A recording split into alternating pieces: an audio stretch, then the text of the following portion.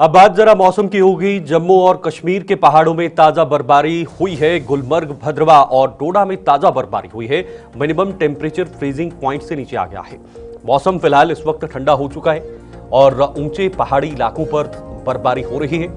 कश्मीर के ऊपरी इलाके गुलमर्ग, सोनमर्ग, टनमर्ग, पहलगाम, ये तमाम ऐसे इलाके हैं जहां पर बर्फबारी हो रही है। लेकिन जम्मू के ऊंचे इलाकों में भी बर्फबारी हो रही है, जिसमें भद्रवा, डोडा, किश्तवाड़ के तमाम जो बर्फीले पहाड़ हैं या पुंछ राजौरी के साइड में है। तो फिलहाल फ्रीजिंग पॉइंट से गुलमर्ग और भद्रवा में जो तापमान है वो कम हो चुका है। टूरिस्ट ने बर्फबारी का मजा लिया है। सबसे बड़ी बात, जो पर्यटक हैं वो इसका पूरा लुत्फ ले रहे हैं, पूरा मजा ले रहे हैं और उनके पास एक ऑप्शन रहता है, क्योंकि पूरे साल इस बात का इंतजार होता है कि कब बर्फबारी हो और बर्फबारी होने के बाद खूबसूरत नजारा बने, नजारे में इसका पूरा लुत्फ उठाया जाए।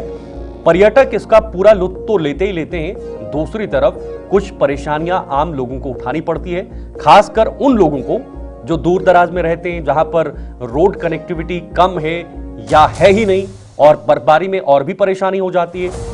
यहां तक कि जब बर्फबारी होती है तो सड़कों का कनेक्शन भी टूट जाता है, बिजली के पोल तारें टूट जाती हैं, अन्य चीजें होती हैं। विकास हमारे साथ, हमारे संवाददाता इस वक्त जुड़े हुए डोडा से हैं।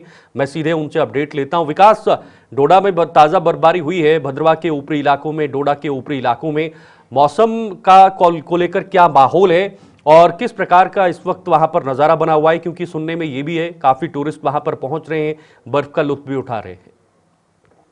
देखिए शीतल, बिल्कुल सही बात है। और जैसे बर्फबारी भदरवा के उस क्षेत्र में हुई है जहां पर बिल्कुल गुलडंडा हो या फिर उसके ऊपर वाले एरिया छतरगला, यहाँ पर आसपास, और यहाँ पर टूरिस्ट का जो है काफी पिछले 3-4 सालों से रच है। और 2025 का आंकड़ा बताता है कि डोडा में बहुत ज्यादा टूरिस्ट आ रहे हैं और पिछले साल लगभग 6 लाख से ऊपर टूरिस्ट यहाँ पर पहुंचे थे। और इस बार जैसे बर्फबारी हुई तो इसके बाद रश दूर, यानी आउट ऑफ जेडके के जितने भी टूरिस्ट हैं वो सब जो है भद्रवा की तरफ रुख कर रहे हैं। तो ऐसे में यहाँ के लोग जो है काफी ज्यादा खुश हैं इस बर्फबारी के बाद। और अभी भी मौसम जो है करवट बदल रहा है और ऐसे जैसे बादल वहां पर छाएंगे, दोबारा से बर्फबारी देखने को मिलेगी, क्योंकि लगातार इस तरह की हल्की फुल्की बर्फबारी इस एरिया में हो रही है। तो कहीं ना कहीं आने वाले समय में भद्रवा में और ज्यादा डेवलपमेंट होगी, होटल बन रहे हैं, ये तमाम चीजें, और लोग चाहते हैं कि टूरिस्ट और ज्यादा आए ताकि हम लोग जो है उनकी सेवा भी करें, साथ में उन्हें ये भद्रवा दिखाएं कि ताकि भद्रवा भी जम्मू कश्मीर का एक हिस्सा है जहां पर इस तरह की खूबसूरती है।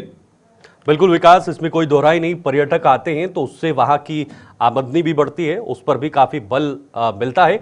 लेकिन दूसरा पहलू विकास ये भी है, क्योंकि जब बर्फबारी ज्यादा होती है तो कहीं ना कहीं चीजें ठप हो जाती हैं। जो एसेंशियल चीजें हैं, बिजली, पानी सप्लाई, या उसके बाद नेटवर्क की बात करें, रोड कनेक्टिविटी की बात करें, इसको लेकर डोडा के ऊपरी इलाकों में या भद्रवा के जो ऊपरी इलाके हैं, क्या इंतजाम किए गए हैं? किस तरह से विशेष इंतजाम किए जा रहे हैं? जी हाँ, बिल्कुल शीतल, चाहे फिर डोडा एक्सटेंटल एरिया से जाना जाए या फिर इस तरह की चीजें, क्योंकि जहाँ पर जैसे मौसम करवट बदलता है या यहाँ पर लैंडस्लाइड या इस तरह की कोई बर्फबारी होती है तो लाइट कटौती जो है काफी ज्यादा दिक्कत होती है। तो ऐसे में एडमिनिस्ट्रेशन जो है भद्रवा को लेकर काफी ज्यादा सीरियस है, चाहे फिर बीडीए भद्रवा हो, क्योंकि चाहते हैं कि भद्रवा की तरफ बहुत सारे टूरिस्ट आए ताकि यहाँ से आकर वो एक नई पहचान यहाँ की बताएं लोगों को, ताकि भद्रवा वाली जगह किस तरह की खूबसूरत जगह है।